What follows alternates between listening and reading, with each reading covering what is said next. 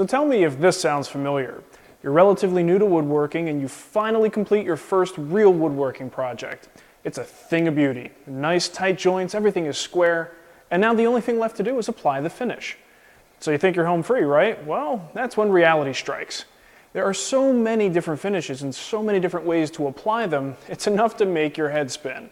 The reality, folks, is that finishing a piece of furniture is as much of an art form as building the furniture itself. Now, as you get further into the world of woodworking, you start to become aware of all of the different types of finishes that are available to you, and you might be tempted to start experimenting. It's really not a bad idea to get some experience with all of them. But one thing that has really helped me in the past was having a single finish that I know that I can always count on. A finish that's easy to apply and makes any wood look great. The goal is to get as much experience as possible with this finish so that you know you can count on it in any situation. And personally, I would rather be great at applying one type of finish than be mediocre at applying 4 or 5. Now for me, that go-to finish is a wiping varnish, like these products from General Finishes. Now wiping varnish is really just regular varnish that's been thinned out so that you can apply it with a rag. And it's great for a number of reasons. First of all, there's the application. You don't need brushes or spray equipment, you just wipe it on with a clean rag. Second, because the coats are thinner, they dry faster, and it's actually easier to get the exact look that you're after. And third, because we're wiping the varnish on, there's no brush strokes and less chance of dripping. It's a material that allows even a novice to finish like a pro. But before we can even think about applying varnish, we need to turn our attention to surface preparation. Did you know that polyurethane is just one type of varnish? Varnishes differ primarily by the amount and type of resins they contain.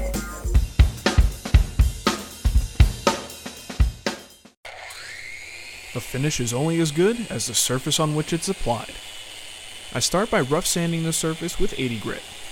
Notice that I sometimes use a pencil mark to help gauge my progress. I keep sanding until all visible scratches are gone and the surface looks nice and even. Whenever you sand, try not to put excessive pressure down on the sander and don't go too fast. If you do, you'll wind up with nasty swirl marks. And if you do see a scratch, don't assume that the next grit is going to take care of it. The next one will take twice as long to remove it. I then progress to 120 grit, and finally 180 grit. After the 180 grit random orbit sander sanding, I do one final sanding by hand with 180 grit. This ensures that there are no circular scallop marks from the random orbit sander, and if there is a detectable scratch pattern, it's going to be with the grain, so we'll never see it. After sanding, I like to take a clean rag and wipe the surface with some mineral spirits. This will not only remove any bits of dust that may have remained on the surface, but it'll also give us one final shot at spotting any defects. If you do see something, don't ignore it. Go back and sand it out. You'll thank yourself later. Now I know at least some of you are wondering, why stop at 180 grit? Why not go as high as we can? I mean, I've got pads here that'll go up to 4,000. Well, there are a couple of reasons. First off, one of the primary goals of sanding is to make sure that there are no visible scratches on the surface. At 120 and 150, I can still make out the scratch patterns from my sander. But at 180, they nearly always disappear. So at that point, it's safe to apply a clear coat on top that's going to magnify any imperfections on the surface. From that point on, when we sand between coats, we're actually sanding the finish and not the wood. And since we want the smoothest finish possible, it's a good idea to stick with the finer grits, 320 and higher when sanding finish. It's a good idea to sand end grain 1 to 2 grits higher than the face grain in order to promote even color. Now, even though finishing with rags is, I think at least, easier than finishing with a brush, there still are things that you have to be concerned about to make sure that the finish comes out nice and smooth. So let's talk a little bit about the rags. First of all, I like to use old t-shirt material, and the older the better. I find that the more that these things are run through the laundry, the less lint is going to be in the final product. So the older, the better. And usually just plain old white t-shirts. I've got some socks, probably some other things you don't want to see in there. Basically, the idea is to use this material to create a pad. Okay, we don't want a very thin layer. If you just have a thin layer, between your fingers and the workpiece, the pressure from each one of your fingers actually translates through the finish and into the wood, and you wind up with streaks. And I've seen it happen, and it's happened to me a ton of times until I figured out what I was doing wrong. It was just being stingy with my fabric. So typically, I lay down 2 or 3 pieces, whatever it takes to build up the thickness that I want. So here's 3 pieces, and I fold it in thirds. You might fold it in half, depending on the size that you have. What I'm trying to do is make a nice even pad. Okay, I'm going to fold it again in half this way. Now that's a good amount of material there. I want to basically cushion my fingers so that they can't imprint their pressure into the workpiece. So something like this, nice and beefy, nice and heavy. There's no creases in here, so it's even all the way across. I usually bang it into my fingers like that, and I a lot of times will apply the finish just like this, with my hand held in this sort of a fist shape. And this works great. And it stops, sort of evens out the pressure from each one of your fingers. The other thing that I like to do is I will pre-wet my finishing pads. I will usually use naphtha or mineral spirits and just put a little bit on the surface so that, this thing is really thirsty. It's going to suck in a lot of material. So why not suck up something cheap like mineral spirits rather than all of the finish? And your finish will actually flow out a little better when you do that as well. Now another great thing that I recommend stocking up on are these little disposable plastic Rubbermaid Tupperware, whatever brand. Just get the cheapest ones you could find. Usually at the warehouse stores you could find these pretty cheap, or dollar stores. And these are great as secondary containers for holding your finish. You see, when you open up a can of finish, the more this is exposed to air, the quicker it's going to cure and the shorter the shelf life is going to be. So the faster we get the lid off, put it into something else, put the lid back on, means this is going to last a lot longer. The other thing is, if we're constantly dipping our brush or our rag into the original container, we're going to contaminate it, and we're going to have particles and just dirt and nasty things inside the finish that we don't want there. So I nearly always take the material and I pour it into a secondary container, just what I need for that session, and then I can put the lid on until I'm ready to work with it. You can see I have a bunch of different finishes here that I usually store. Some of these containers take better to this than others, but obviously there are chemicals in here. The urethane and the mineral spirits may do funny things to the container. This has been in here for about a month, so it might be time to move it out. But again, secondary containers usually just for the purpose of that particular finishing session, and then it's empty from that point on. So great bargain. Now, if you want to be really picky, and a lot of times I am, especially when it comes to a finish that I don't really want to do too much work after the finish is cured, I use paint filters. Okay, these are run-of-the-mill paint filters from the hardware store. In fact, I got these online in bulk, so I got a really good price. These paint filters are great. If you do happen to contaminate your finish, if there are, maybe it's a little bit old, so there's dried little pieces of finish in there, this will filter it out.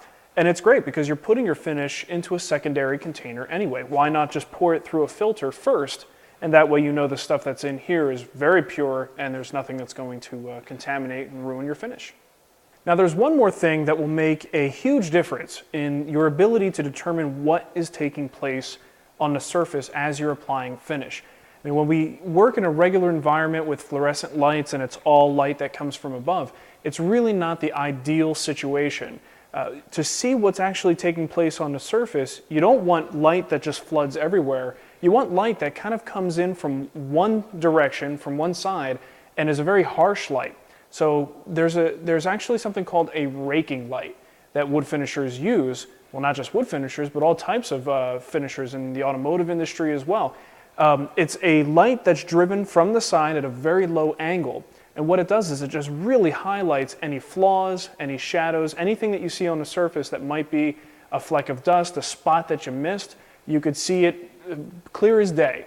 And the key here is, think about in the city. You have big skyscrapers and it's toward the end of the day. As the sun starts to come down toward the horizon, those shadows get longer and longer and longer. And the taller the building is, compared to a person standing next to the building, the taller it is, the longer the shadow is. So the more substantial things are on the surface, the easier they are to visualize. So what I usually like to do is get some sort of a clip-on light.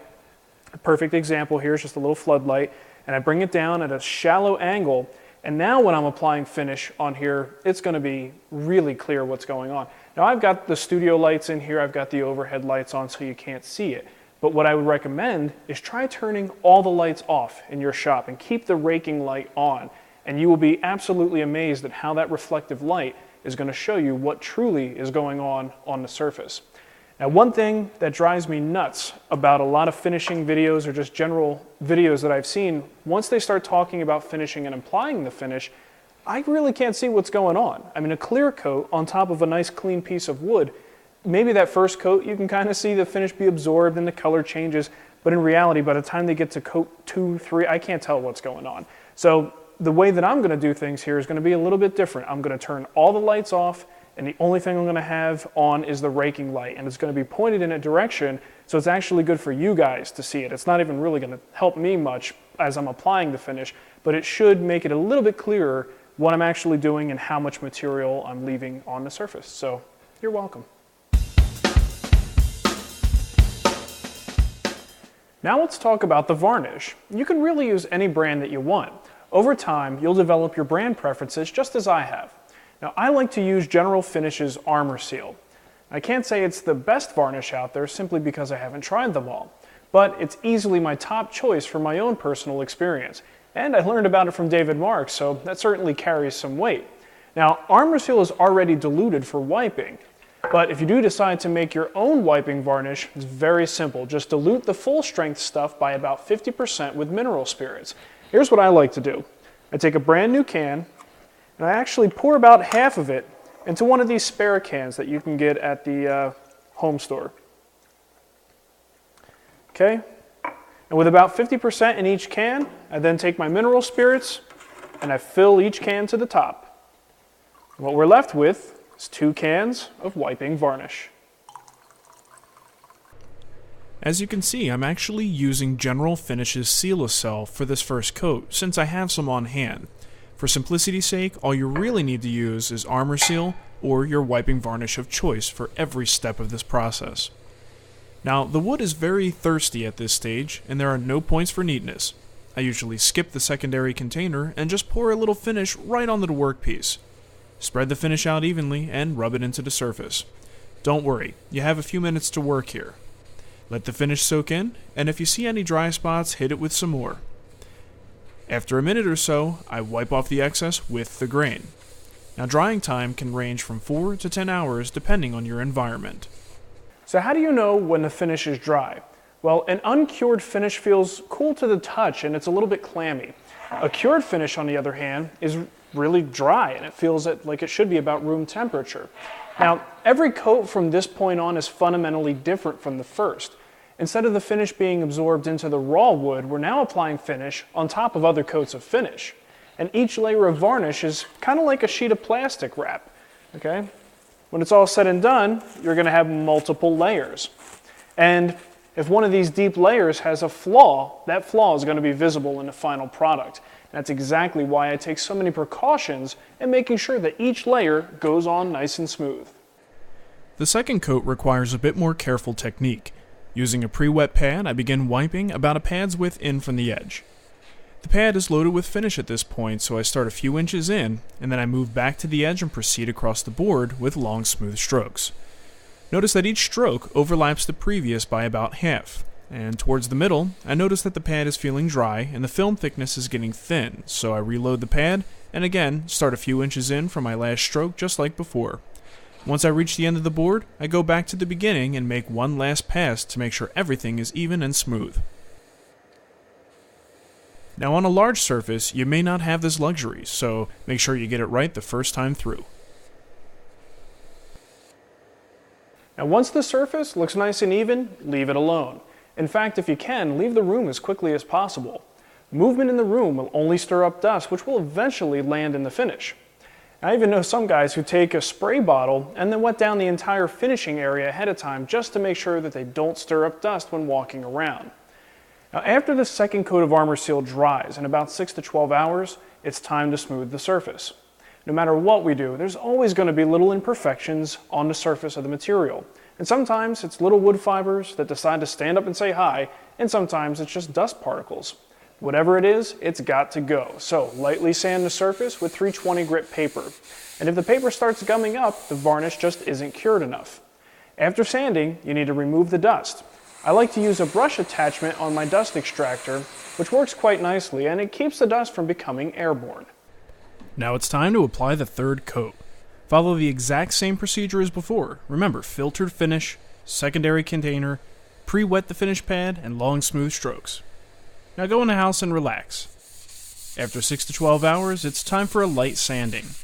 And this time, I like to use 600 grit wet dry sandpaper, and I sand by hand. Again, remove the dust, and apply our last full strength coat.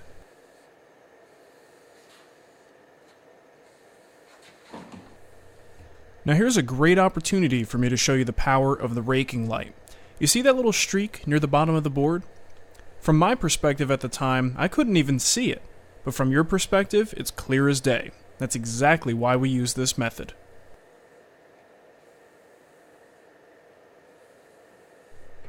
After 6 to 12 hours, it's time for another 600 grit sanding, followed by vacuum cleanup.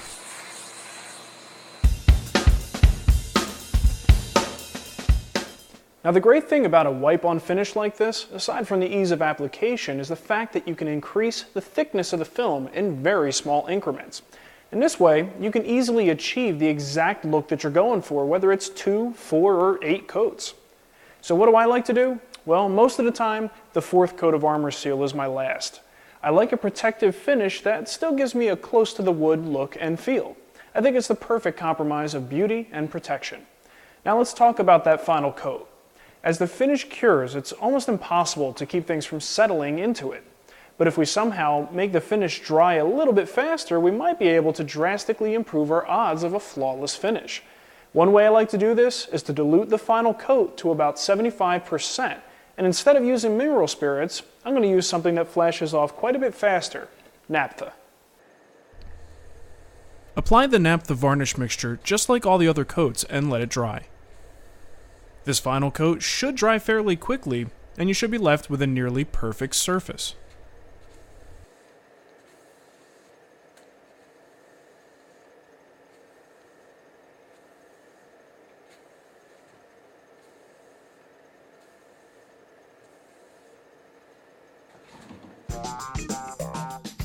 Here's a worst case scenario. You completely screw up and the finish is starting to dry. So what are you going to do?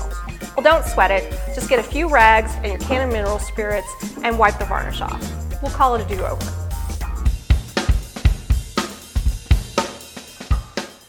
Now, if you plan on doing anything other than gloss, you should probably think about your finish strategy a little bit more. The reason is your semi-gloss and satin materials, they contain flatteners, and those are actually particles that are in suspension, and if you build them up from layer 1 all the way to the top, they tend to obscure the grain a little. You don't have as much clarity to your finish as you might otherwise have. So what I usually recommend is building up the finish with gloss, so that by the time you're up to your final coat, that's when you switch to your semi-gloss or your satin, and it tends to make a much clearer, just a much nicer finish. Now, because these have flatteners in there, you want to make sure that when you do put on that last coat, that you mix this really, really well. You want to stir it, 30, 40, 50 times in each direction, however much it takes, and keep stirring it during the application process because they will settle out. And if you don't stir, you're going to get streaks. Now, a very important safety tip here. Oil-soaked rags are extremely dangerous. Even if you're using varnish, I think you should still take this precaution. When letting these guys dry, you don't really just want to fold them up and throw them down on the workbench. You see, the material in here is actually going to cure by oxidation.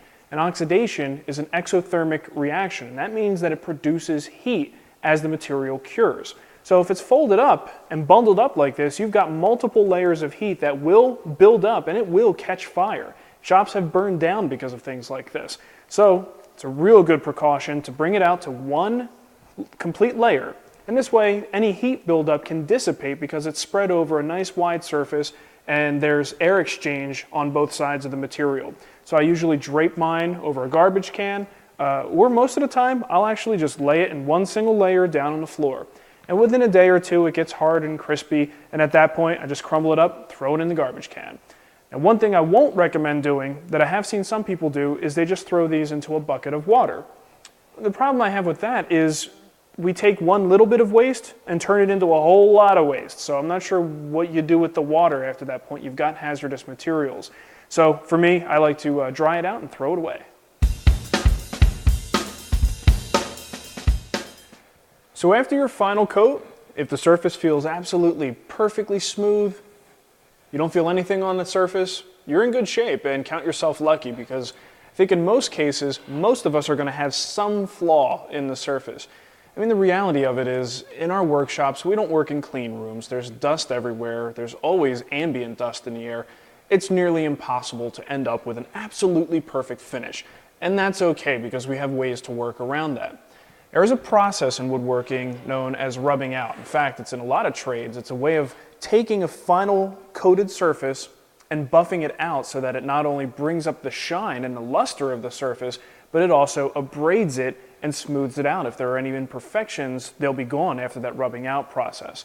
Now, rubbing out is something that we could spend, another 2 or 3 videos specifically on the different variations of those techniques. We don't really want to get too far into that. Remember, this is supposed to be a quick go-to finish that we can always rely on and doesn't require us to do a whole lot of extra work or research in that case. So there's a few things that you can do at this point. Now here's a table that I finished a couple weeks ago, and the reason I'm using this is because when you are going to abrade or rub out a varnish, you want to give it a couple weeks to cure. Over that 2-week time period, the varnish really reaches its hardest point. And when you're buffing a surface, the harder, the better. And that's why shellac and lacquers are really the ultimate finishes to buff out and to rub out to a really high gloss. Varnish can be done too, but you need to let it sit a reasonable amount of time before working it. So this has been probably about 3 weeks since I put the last coat of finish on this, and that's why I'm using it as my sample. Now, a few things that you can do. First of all, a lot of us have 4/0 steel wool around. It's great for buffing the surface. It gives you probably, if you have a high gloss on here, it'll probably knock the sheen down just a little bit. But you make yourself a nice little hand pad and just give it about 10 strokes for each row and move across the entire piece, and that'll help smooth some of the little dust nibs out.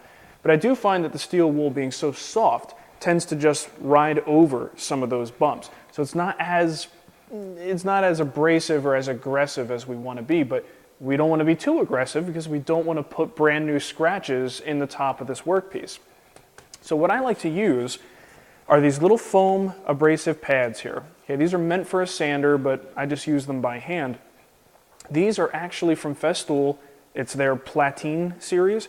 I believe, if I'm not mistaken, I think Mirka makes these as well, very similar material. What I like to stock up on are the 1000 grit, the 2000, and the 4000 grit. So what I'll do is feel the surface. If it's really bad, and I've got quite a few spots, there are some times where I just say, forget it, let me sand it down with some 600, flatten everything out, and then put my final coat on again, another diluted coat that's diluted with naphtha like we just did before. But if it's just got a few spots here and there, I'll probably hit it with the 1000 very lightly. I'm literally just grazing it across the surface. I'm not putting a whole lot of pressure here. I'm just trying to knock those high spots off. Once that's done and you kind of feel pretty smooth with your hands, then I go to the 2000, same thing, not a lot of pressure, just back and forth, and then the 4000. So by the time you get to the 4000, you're more or less polishing the surface, but keep in mind, if this was a high gloss before, or you're just using regular gloss, we have put in a few scratches in the top, and that scratch pattern, as long as it's nice and even, just takes a little bit of the sheen away, and usually that's okay. At least for me and my taste, in most furniture, I don't really like super high gloss finishes. It just looks very artificial that way. So I don't think I even mentioned the main reason why we don't really want to do the full rubbing out procedure on this type of finish that I've shown you in this video.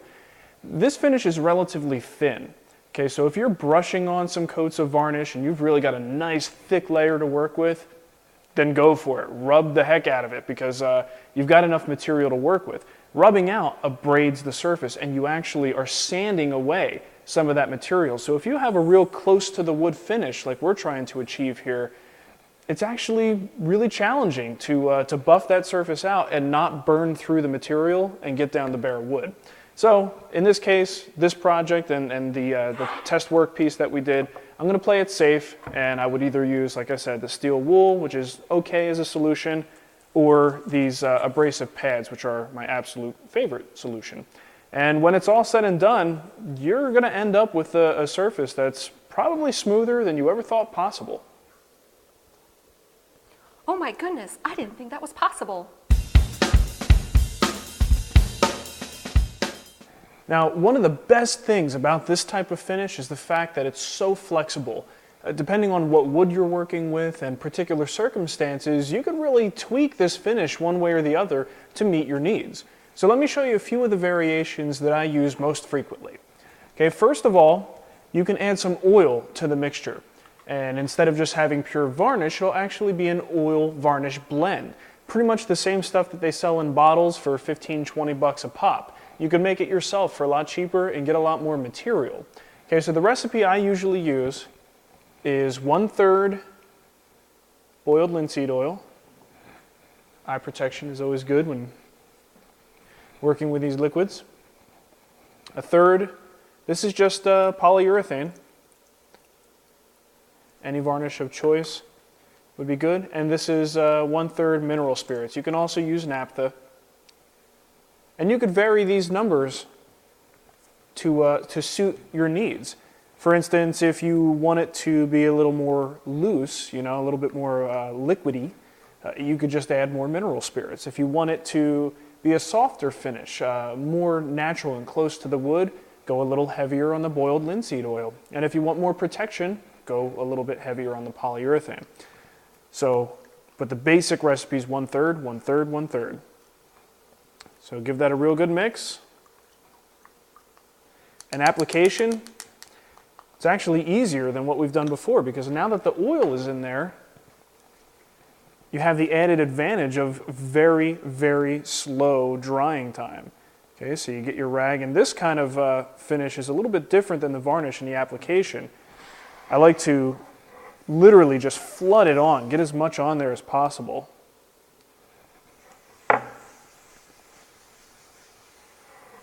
And I'll let it soak for a couple of minutes. You'd be amazed how much adding that oil changes the properties of that varnish, so that it's not going to tack up right away. It actually stays wet for quite some time. And the oil really does require a lot more time to cure as well. So keep that in mind when you're waiting for this stuff to dry. You don't want to really pile on coats until the previous coat has cured.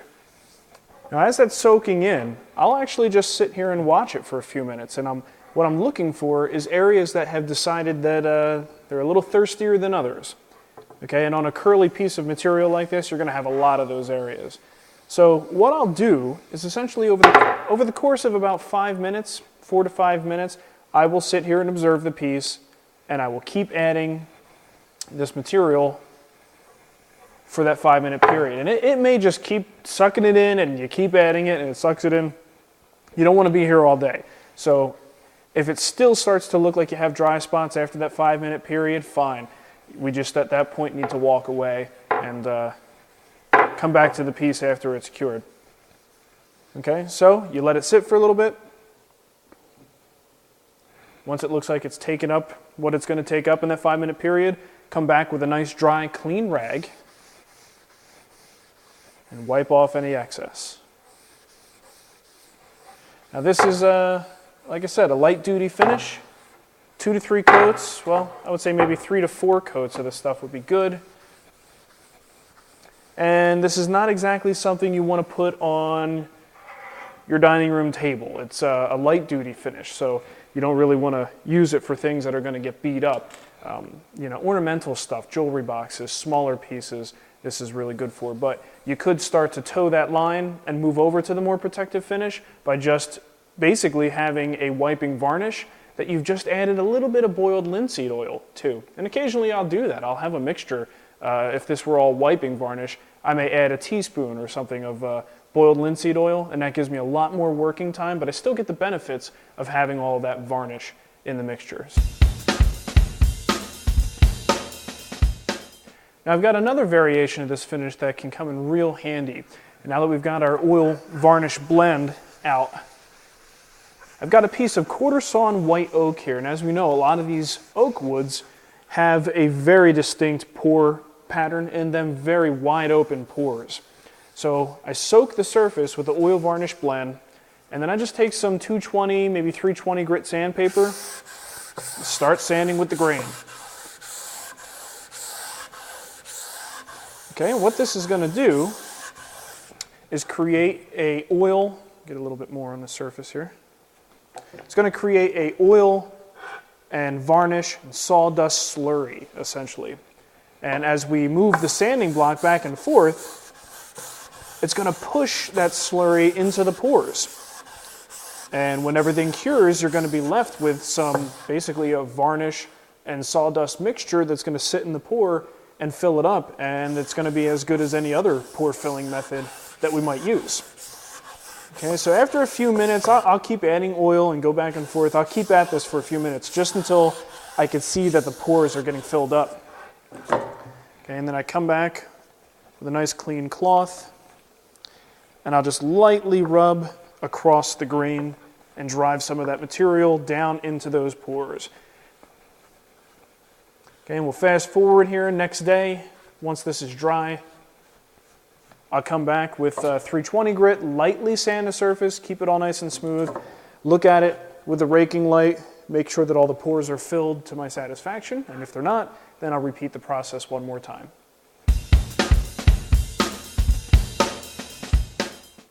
Now, dealing with oily woods, you really have to pay attention to what type of top coat you put on there. The natural oil in a piece of padauk like this, or something like a rosewood, cocobolo, teak, there's a ton of woods out there that have a pretty high natural oil content. What winds up happening is if you coat an oil-based finish on that, the natural oils in the wood sort of leach to the top and they actually prevent that oil, your oil finish, from curing properly. Okay? So what we have to do is seal off that natural oil so that the layers that we put on top, the varnish that goes on top, actually has an opportunity to oxidize and to cure properly. Okay, so the best way that I find to do that is using shellac. Now you can mix your own shellac from flakes, and that's a great way to do it. But you know, when I actually did some of the math and figured out whether it would be cheaper to buy a pre-made product or just make my own, I actually found it to be cheaper to buy this stuff. This is made by Zinsser. It's Bullseye Seal Coat. I use this all the time in the show. It's a 2-pound cut, basically a universal wood sealer. It's de-waxed shellac, which is what we want. All right, so what I usually wind up doing, put some in a secondary container. You can see why my bench gets real dirty real fast. Oops.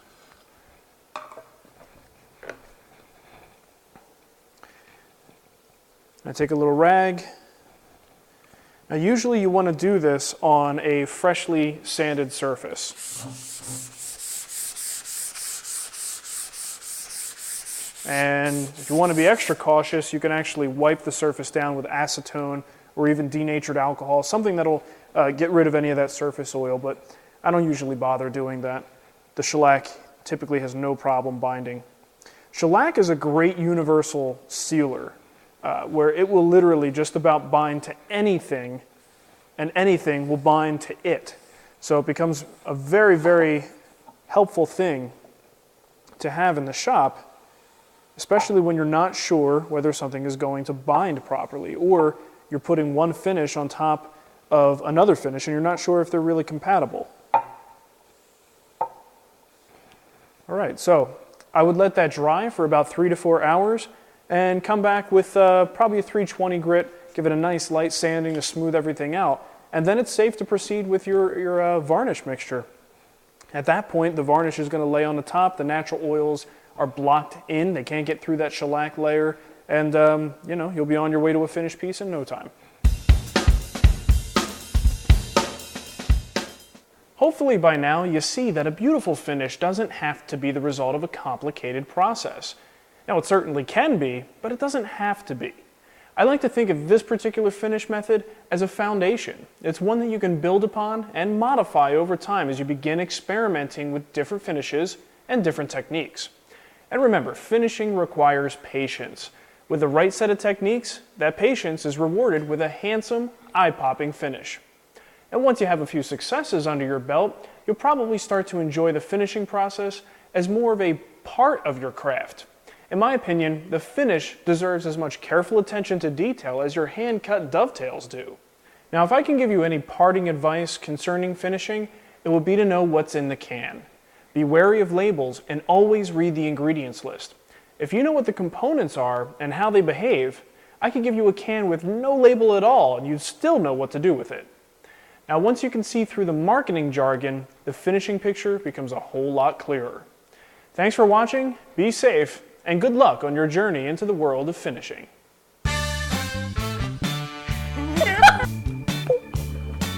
Pizza pie.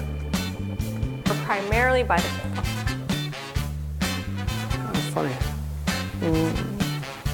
That's funny. That's not as smooth as I wanted it to be. Damn, I was close. Ready?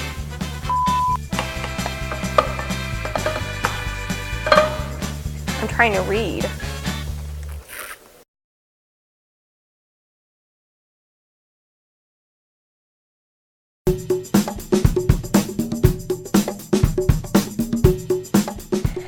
So let's get right down to business. Start sanding with your random orbit sander using 80 grit, then 120 grit, and finally 180 grit. Then do one final sanding using 180 grit and a sanding block with the grain. Wipe down the entire piece with mineral spirits and look for flaws and scratches. Apply the first coat of varnish, flood it on, give it about a minute, and then wipe off the excess. Let dry for 4 to 10 hours. Apply a second coat of varnish with long strokes. Wipe on a smooth, even layer. Let dry for 6 to 12 hours and sand lightly with 320 grit paper and a sanding block. Now remove the dust and apply the third coat. Let that dry for 6 to 12 hours and sand lightly with 600 grit wet dry paper, and do this by hand. Now remove the dust and apply the fourth coat. Again, let it dry for 6 to 12 hours, and once again, sand with 600 grit wet dry paper. Now for the final coat, dilute the varnish 75% with naphtha and apply a thin, smooth, and even coat. If the finish still has little dust nibs in it even after it dries, wait at least 2 weeks and use 1000, 2000, and 4000 grit foam sanding pads to smooth and polish the surface. With a little practice, this finish will give you great results every time.